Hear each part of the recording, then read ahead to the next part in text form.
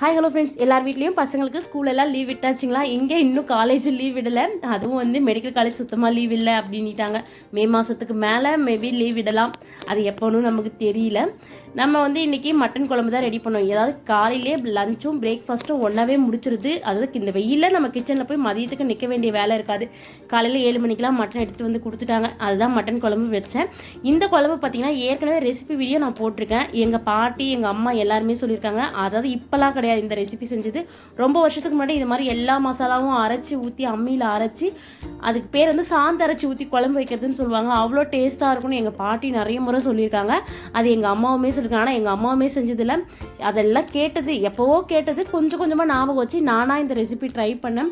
உண்மையாகவே ரொம்ப சூப்பராக இருந்தது. இந்த ரெசிபி வீடியோ போட்டிருக்கேன், வேணுன்றவங்க செக் பண்ணி பாருங்கள். இன்றைக்கும் அதை தான் காலையிலே ட்ரை பண்ணி டேஸ்ட் என்னவோ அவ்வளோ சூப்பராக இருந்தது.